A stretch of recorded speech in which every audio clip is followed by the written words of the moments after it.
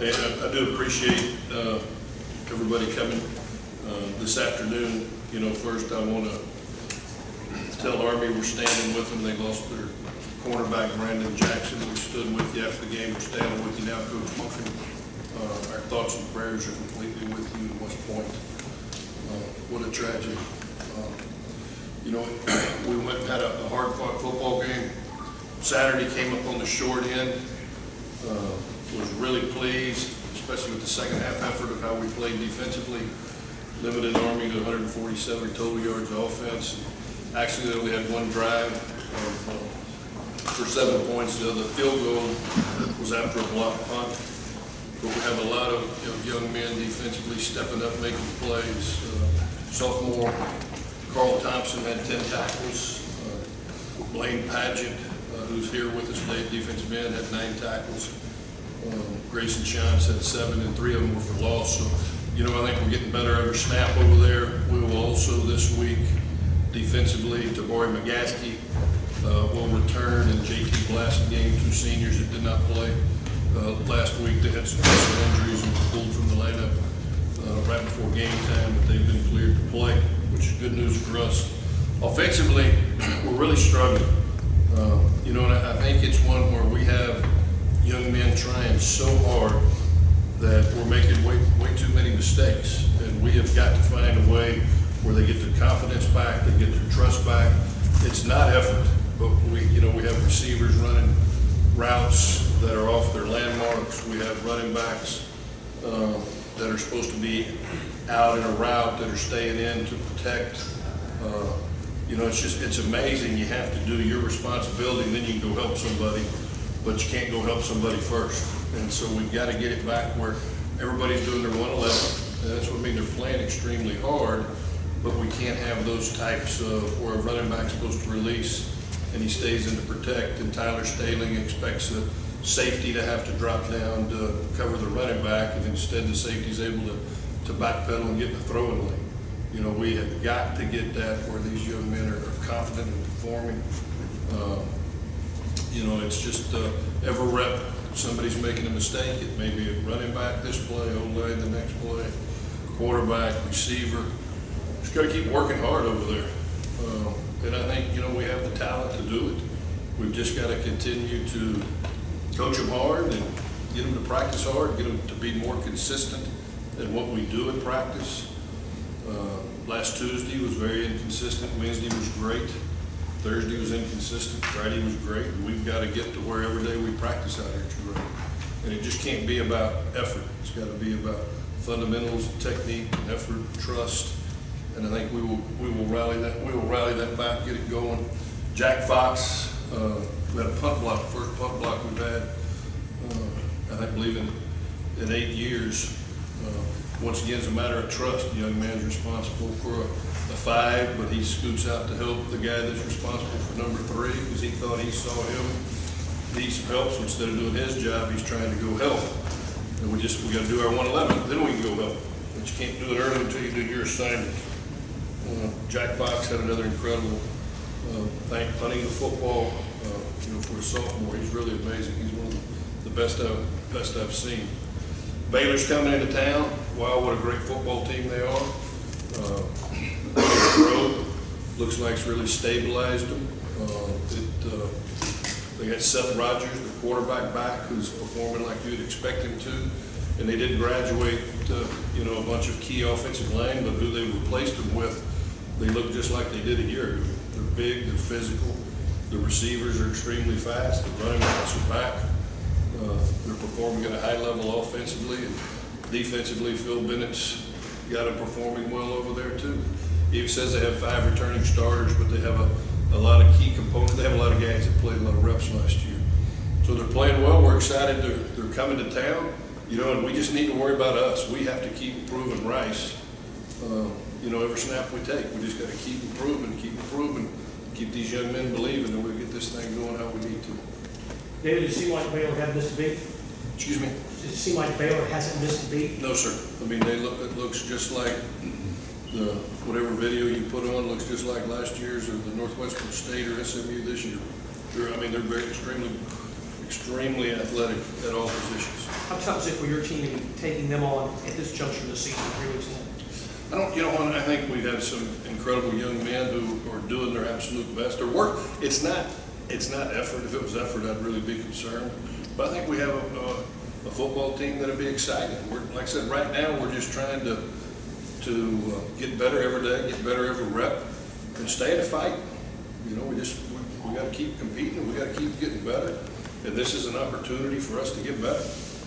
Coach, are you surprised by the running backs, thinking that maybe could have been a strength going into the season, surprised what they've done so far? Well, we've got to get a running game established.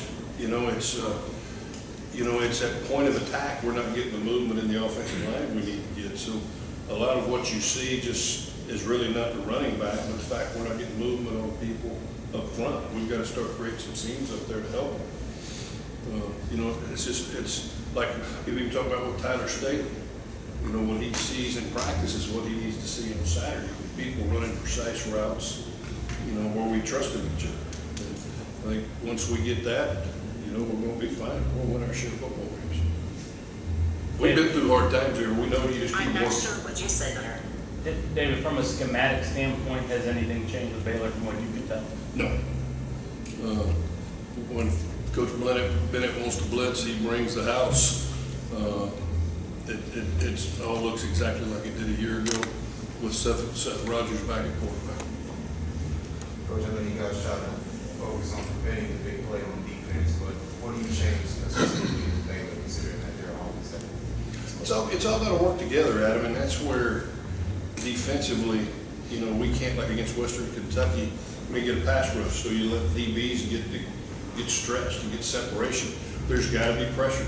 Either if you can't do it with 4-man, then you got to add a 5th, then you got to add a 6th. But we've got to get constant pressure on a quarterback where they can't just stand back there and launch a deep ball. They're going to get stretched, and it doesn't matter if you're in man zone. At some points, it turns into man coverage. So we got to get some consistent pressure. You'd said a couple weeks back, Coach, you liked the tackling in space. How big is that this week? Well, we'll see. That's what they're the best at. If you look at how the splits that their wide receivers take, they're going to create a lot of space on you. And you got to be sure tacklers, and you got to rally to the football, and they're going to tempo you. They're good at what they do. They're good at creating that space and creating big plays and getting chunks of yardage. Any additional challenges with a short week?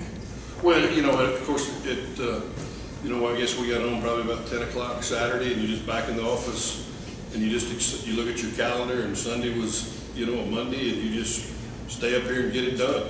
That's our injury report was pretty good, pretty healthy after that game. So, it looks like we're just gaining guys that did not play in that game and not going to lose any. Coach, you get to stay at home for the first time, so that has to be a plus. But it's a Friday night game. That's a little unusual, isn't it? Well, it is, it's just me growing up in this state. Friday night should be for high school football, and Saturday's college, and Sunday and Monday night ought to be from NFL. And the world is now out of whack. We're playing every night of the week. And, that's just not how I was raised. It's supposed to be all day Sunday and Monday night. Well, what about being back at home? Because the first time It's so great to be home. It's you just look forward to getting a routine. Friday does get us. We're still not in that routine. We've had a Thursday, we've had a Friday, on the road. I think now the rest of the season we could settle in and get in a routine of how we're going to practice on Monday and how the weeks are going to unfold for the kids. Guys a little bit more juiced up, the fact that they get that. It's a little different entrance for you guys this year, but just the excitement of just kind of creating that new tradition, I would imagine.